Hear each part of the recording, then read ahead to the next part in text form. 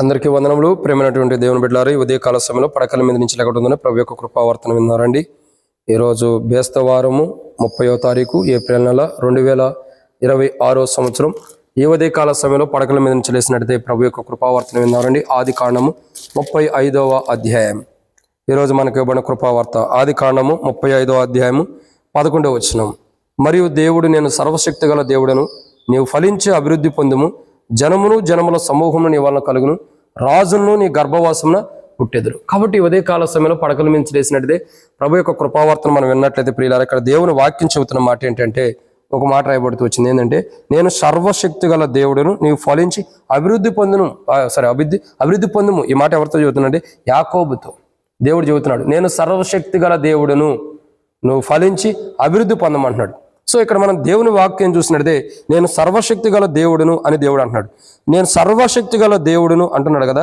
సర్వశక్తి గల దేవుడును అంటే అర్థం ఏంటంటే, దేవుడు అంటున్నాడు నేను సర్వశక్తి గల దేవుడు అంటున్నాడు. అంటే సర్వశక్తి గలవాడు అంటే అర్థం ఏంటంటే, మొదటి మాట చూడండి, ఆదికాండం 35వ అధ్యాయం 11వ వచనం, నేను సర్వశక్తి గల దేవుడు అన్నాడు.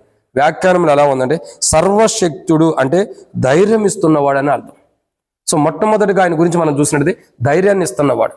నేను సర్వశక్తి గల దేవుడును అంటున్నాడు. సర్వశక్తి గల దేవుడు అంటే ధైర్యాన్ని ఇచ్చేవాడు. అధైర్యం కలిగిన మానవుల్లో, అధైర్యంతో ఉన్నటువంటి మనుషుల్లో, అధైర్యంతో కూలిపోతున్న మనుషుల్లో ధైర్యాన్ని ఇచ్చేవాడు. ఎంత ధైర్యం కావాలంటే అంత ధైర్యాన్ని ఇచ్చేవాడు సర్వశక్తిమంతుడు అంటే. ఎందుకంటే నేను సర్వశక్తి గల దేవుడను, నువ్వు ఫలించి అభివృద్ధి పొందు అంటే సర్వశక్తి గలవాడంటే అర్థం ఏంటంటే, ఎంతైనా ధైర్యాన్ని ఇవ్వగలిగిన వాడు, ఎంతైనా ధైర్యాన్ని ఇస్తున్నవాడు, సమృద్ధైన ధైర్యం కలిగినటువంటి వాడు. ఒక మానవుడికి ఎంత ధైర్యం అవసరమో అంత ధైర్యాన్ని ఇచ్చేవాడు. ఇవ్వలేని స్థితిలో ఉండేవాడని కాదు, ఇచ్చేటటువంటి వాడు సర్వశక్తిమంతుడు అంటే. రెండోదిగా సర్వశక్తిమంతుడు అంటే ఆదికాండం 35వ అధ్యాయం 11వ వచనం ప్రకారం నేను సర్వశక్తి గల దేవుడిని అంటున్నాడు. సర్వశక్తి గల దేవుడు అంటే ధైర్యాన్ని ఇస్తున్నటువంటి వాడు, సమృద్ధైన ధైర్యాన్ని ఇస్తున్నాడు. రెండోదిగా చూసినట్టయితే మరి ఆదికాండం 35వ అధ్యాయం 11వ వచనం ప్రకారం నేను సర్వశక్తి గల దేవుడిని అంటే భరోసా ఇస్తున్నటువంటి వాడు. మనుషులకు భరోసా ఇస్తున్నాడు. మీకు పరలోక రాజ్యం ఉంది, మీకు దేవుని రాజ్యం ఉంది, ఖచ్చితంగా దేవుని రాజ్యం ఉందన్న భరోసా ఇస్తున్నాడు. సర్వశక్తి గలవా దేవుడు అంటే అర్థం ఏంటంటే భరోసా ఇచ్చేవాడు. అంటే ఒక మనిషికి భరోసా ఇచ్చి, ఆ భరోసా ఏ మనిషికి అయితే ఒక భరోసాని ఇచ్చాడు అది నెరవేర్చేవాడు. నమ్మకాన్ని కోల్పోయేవాడు కాదు, మనుషుల నమ్మకాన్ని పోగొట్టేవాడు కాదు. మనుషుడికి ఒక భరోసా ఇస్తున్నాడు. ఆ ఇచ్చిన భరోసా ప్రకారం పరలోక రాజ్యంలో బహుమానాన్ని ఇస్తున్నాడు. సర్వశక్తి గల దేవుడు అంటే అది అర్థం. రెండోదిగా భరోసాని ఇచ్చేవాడు. మూడోదిగా చూసినట్టు రండి, ఆదికాండం 35వ అధ్యాయం 11వ వచనంలో నేను సర్వశక్తి గల దేవుడను అని దేవుడు అంటున్నాడు. మూడోదిగా సర్వశక్తి గల దేవుడు అంటే రక్షణ ఇస్తున్నవాడని అర్థం. రక్షణ ఇచ్చేటటువంటి వాడు, సమృద్ధైన రక్షణ ఇచ్చేటటువంటి వాడు, సంపూర్ణమైన రక్షణ ఇచ్చేటటువంటి వాడని అర్థం. సర్వశక్తి గల దేవుడను అని దేవుడు అంటున్నాడు. సర్వశక్తి గల దేవుడు అంటే సంపూర్ణమైన రక్షణ ఇచ్చేవాడు.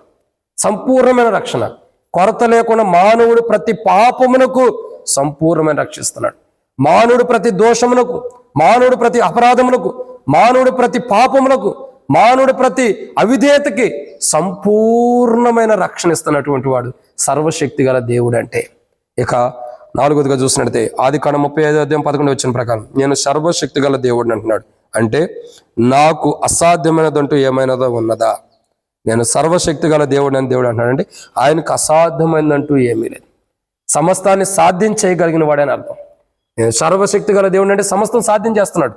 అబ్రహాం యొక్క జీవితంలో చూడగా ఏంటండి, 99 సంవత్సరాల ప్రాయంలో షారాకి 90 సంవత్సరాలు ఉన్నప్పుడు, గర్భఫలం కంఠం అసాధ్యం అనుకున్నప్పుడు, బహుమానం పొందలేని స్థితిలో ఉన్నప్పుడు, వృద్ధాప్యంలో ఉన్నప్పుడు దేవుడు సర్వశక్తి గల దేవుడుగా అబ్రహాముకు ప్రత్యక్షమై గర్భఫలాన్ని ఇచ్చిన వాడుకున్నాడు. సర్వశక్తుడైన దేవుడు అంటే అర్థం ఏంటంటే ఆయనకు అసాధ్యమైనదంటూ ఏది లేదని అర్థం. అసాధ్యమైన వాటిని కూడా సాధ్యం చేయగలిగిన వాడని అర్థం.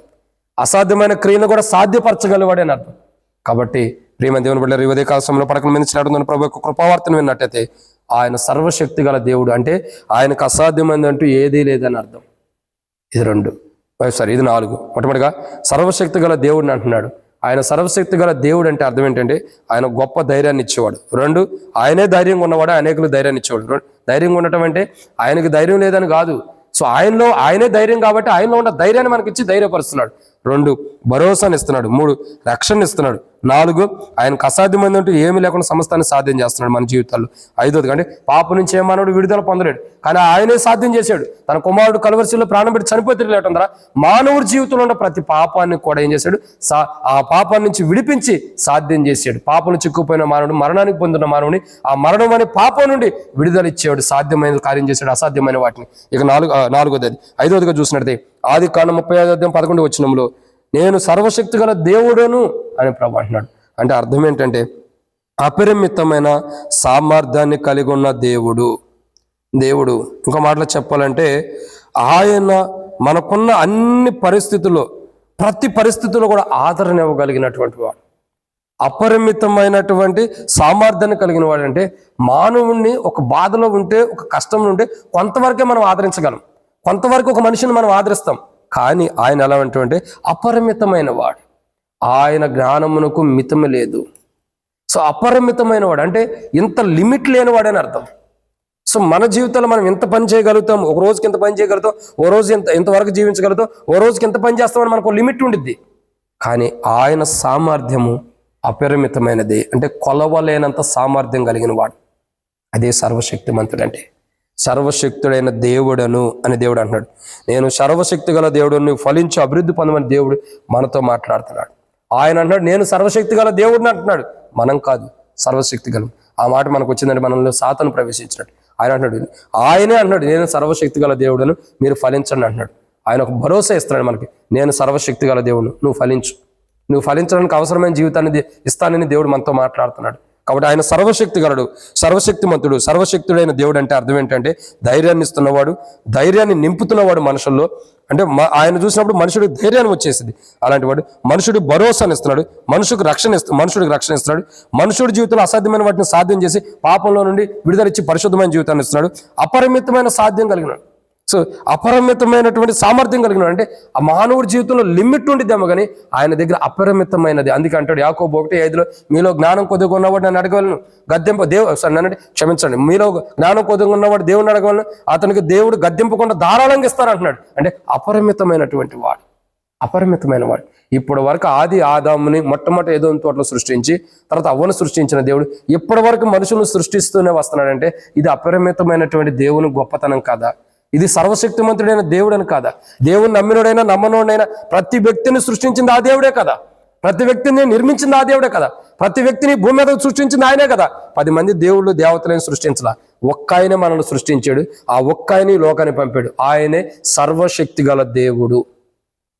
కాబట్టి ఆయన అంటాడు ఇంత గొప్ప సర్వశక్తి గల దేవుడినైనా నేను నీకు తోడుగా ఉన్నానని నీతో నాతో మనతో దేవుడు మాట్లాడుతున్నాడు.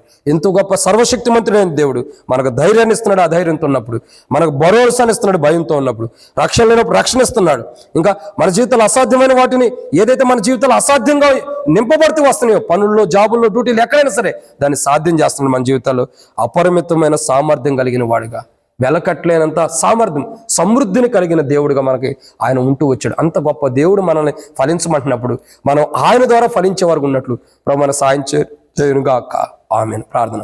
ప్రేమ కలిగిన తండ్రి మీకు వందనాలు, మీరు ఇచ్చిన కృపను బట్టి మీకు వందనాలు. మీరు సర్వశక్తిమంతుడైన దేవుడివి కాబట్టి ధైర్యాన్ని నింపే దేవుడి, భరోసానిచ్చే దేవుడి, ప్రభా రక్షణ ఇచ్చే దేవుడి, ఇంకా అంత మాత్రమే కాదు తండ్రి, మానవుడి జీవితాల్లో సామర్థ్యాన్ని నింపే దేవుడి, అసాధ్యమైన వాటిని సాధ్యం చేసే దేవుడి, ఎంతో గొప్ప సామర్థ్యం కలిగిన దేవుడి.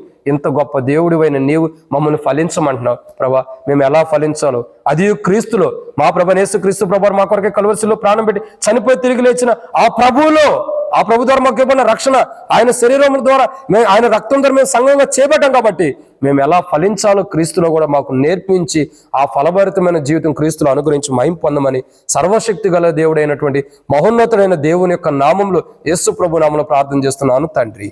ఆమేన్. ప్రియమైన దేవుని బిడ్డలారందరికీ మన ప్రభు యేసు క్రీస్తు నామములో శుభవందనములు. Praise the lord.